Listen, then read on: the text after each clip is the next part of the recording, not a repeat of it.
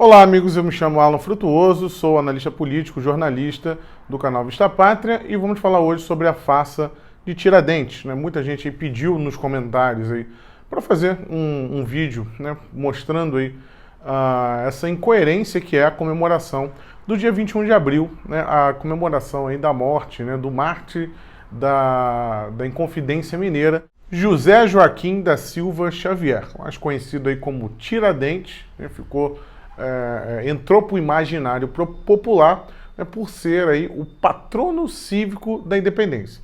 Afinal, você já se perguntou por que do feriado do dia 21?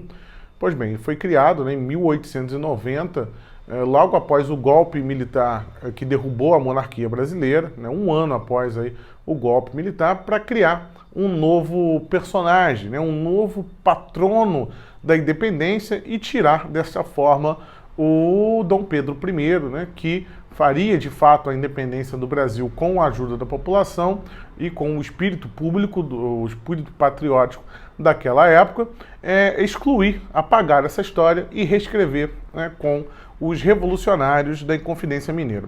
A primeira coisa que a gente tem que lembrar aqui é que a Inconfidência Mineira era um movimento que visava não a independência do Brasil, e sim a independência de Minas Gerais, inclusive muito pautado pelo iluminismo francês, principalmente era o período de Revolução Francesa, e também pautado pela independência americana, pelos heróis da independência americana.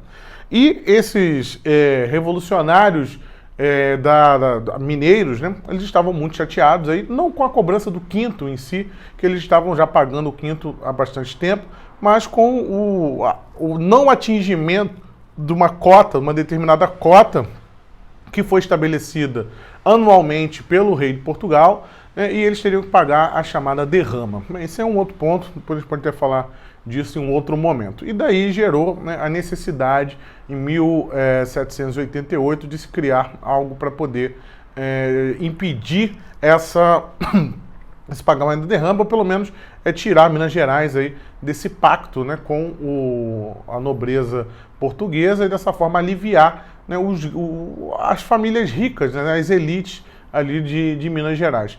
E o Joaquim, o Tiradentes, ele entra nessa como um gaiato, na verdade. Ele era um alferes, ele era militar, também Tiradentes, enfim, ele era tropeiro, ele tinha várias funções, mas dentro da principal delas ele era militar, ele era um alferes. Inclusive, ele era muito fascinado pelas ideias iluministas e pelas ideias da Revolução Americana. E ele tentava trazer mais gente para essa revolução, para poder matar o governador no Rio de Janeiro, e dessa forma conseguir a chamada independência, fazer a sua revolução com o apoio, obviamente, da maçonaria. Inclusive, um detalhe muito interessante, o triângulo da bandeira mineira, que é ligado diretamente ao triângulo da maçonaria, que é um símbolo importante. Ele foi fundado, a bandeira mineira ela é baseada diretamente na maçonaria. É um detalhe curioso, só.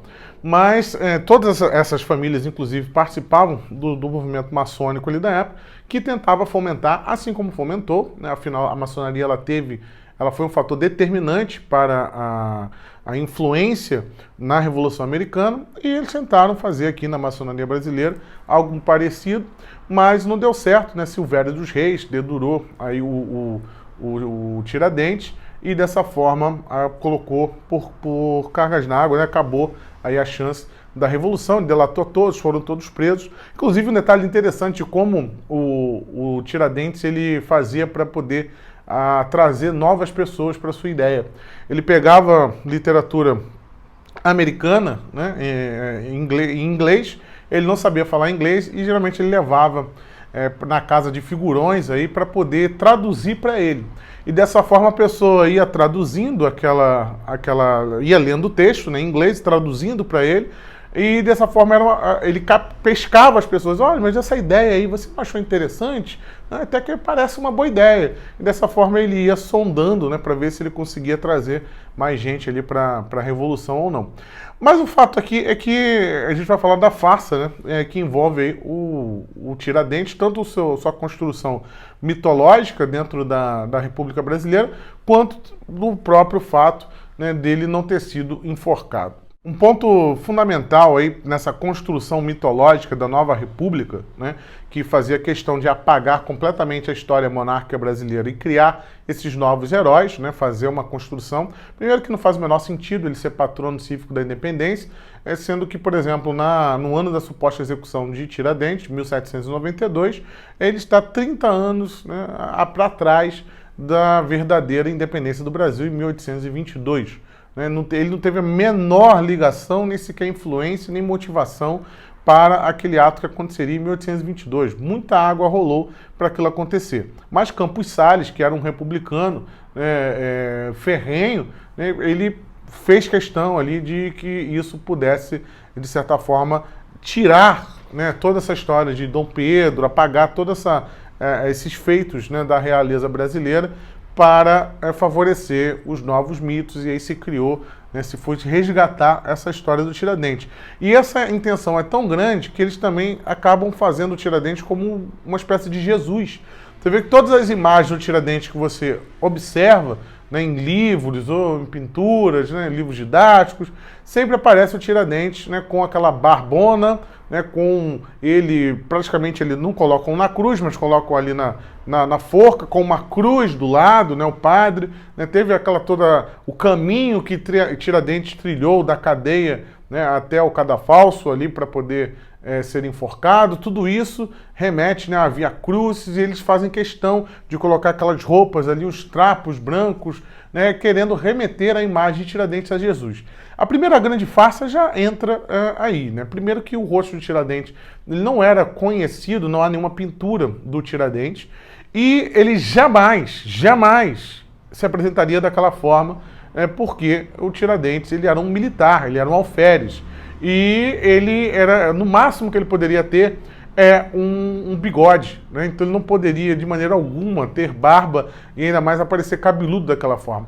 Sendo que os próprios documentos e livros que retratam a execução em 1792 afirmam que a pessoa que foi executada naquele dia estava careca, né? E era de praxe fazer isso, porque eles raspavam a cabeça dos prisioneiros para não dar piolhos, né? Então ele não tinha barba nenhuma e nem cabelo nenhum. Então a grande farsa já começa nessa imagem, né? Na ilustração do grande mito, né? Que seria aí o Tiradentes. Então é um detalhe, só um detalhe curioso. Mas então, se o Tiradentes não morreu, o que aconteceu de fato, né, naquele ano de 1792? Bem, Tiradentes ele foi preso em 1789, né, com a delação aí de Silvério dos Reis. Entre eles todos os outros também foram presos, e todos eles foram condenados à morte. Porém, a rainha Maria I, né, que já possuía até um trauma dentro da sua própria família, isso aí já é uma outra história, que vale a pena ser contada posteriormente, mas a própria rainha Maria I ela não gostava de execuções, né, e ela perdoou. E também há a grande influência da própria maçonaria, eram famílias de elite, e eles precisavam de alguém para servir de exemplo. Porém, a própria maçonaria teria entrado numa espécie de conspiração, num acordo. E quem retrata isso são os próprios escritos de dentro da própria maçonaria, que eles teriam colocado, né, um ladrão que cumpria a pena junto com o Tiradentes. Esse ladrão já estava condenado, era um carpinteiro, né, que foi condenado, ele já ia morrer de fato, é o Isidro de Gouveia.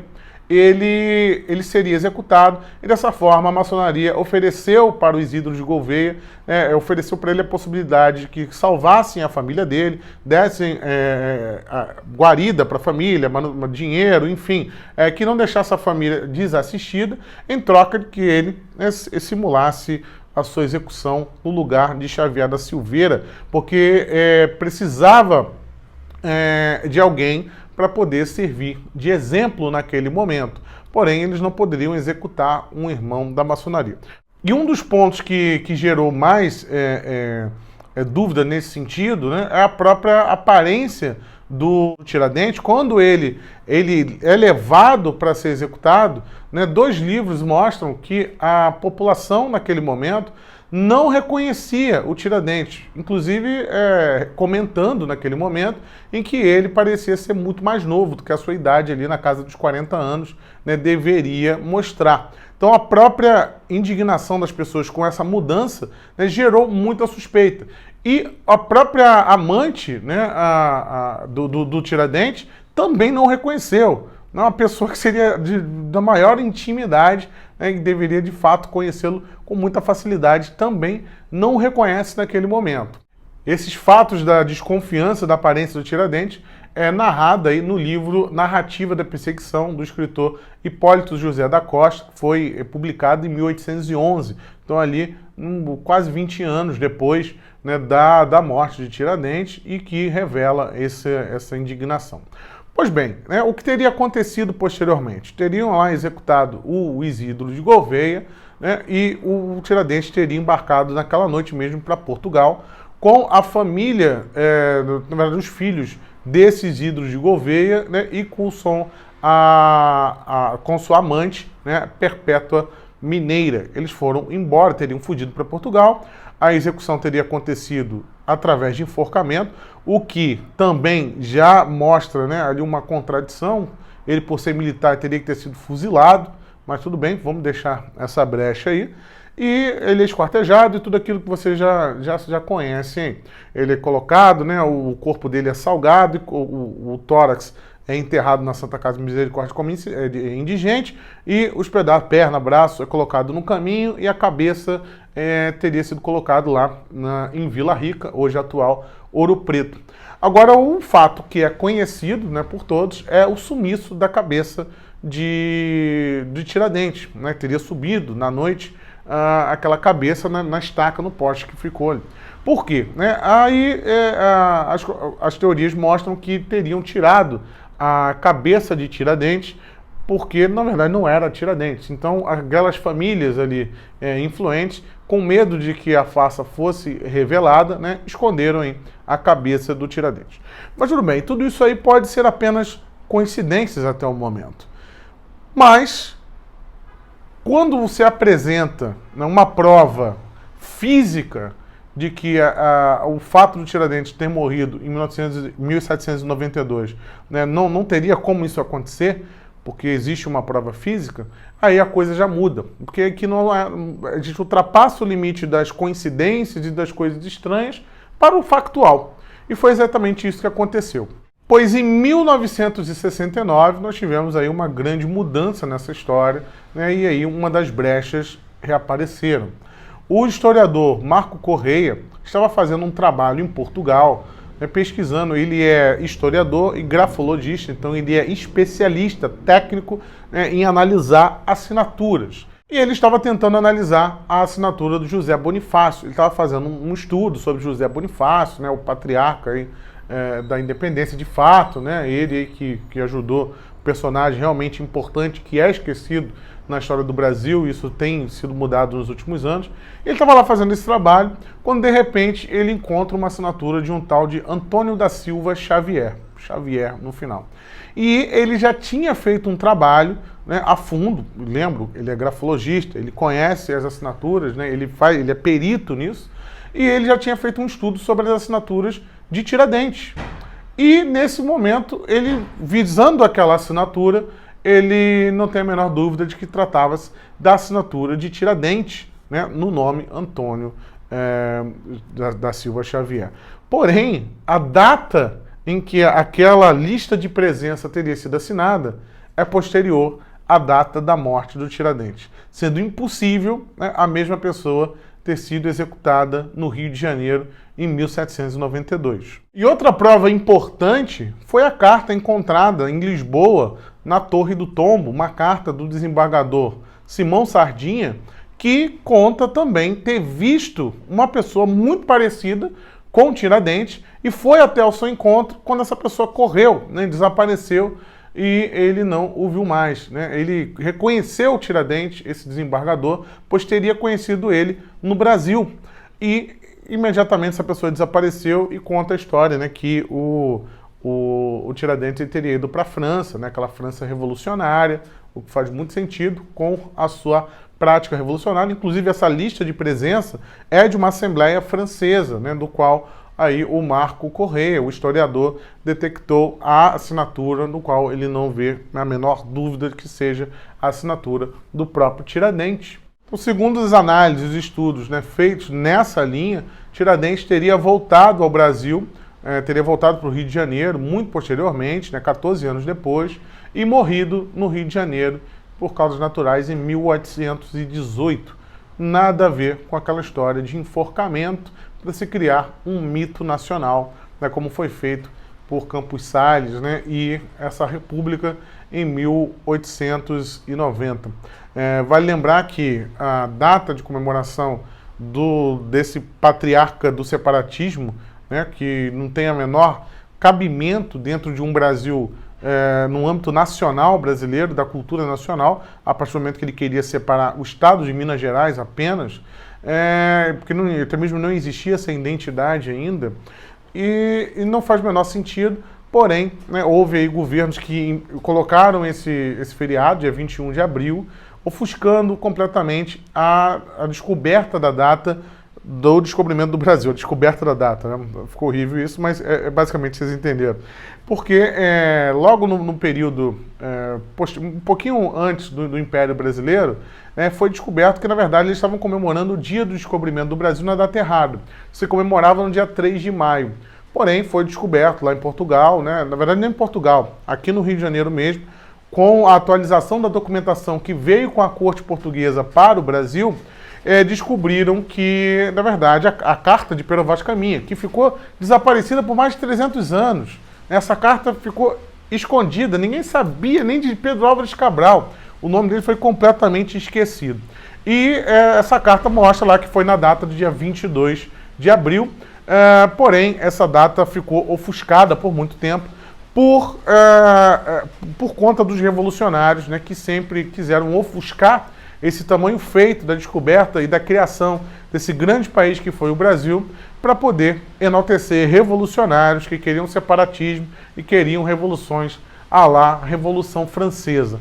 Então, por muito tempo, a gente acaba esquecendo, a gente não, né, mas eu digo o povo, o público em geral no Brasil acaba esquecendo que logo depois desse feriado fajuto criado, né, temos aí a data do descobrimento do Brasil. Inclusive, há um projeto de lei do deputado Luiz Felipe de Orleans e Bragança, justamente para trocar a data do feriado, por considerar que essa data do descobrimento é muito mais importante, pois aquilo ali deu início a tudo que nós temos hoje, né, foi o pontapé inicial, né, para a criação dessa grande pátria brasileira, né, com todas as suas dificuldades que foram encontradas nos mais de 500 anos de Brasil.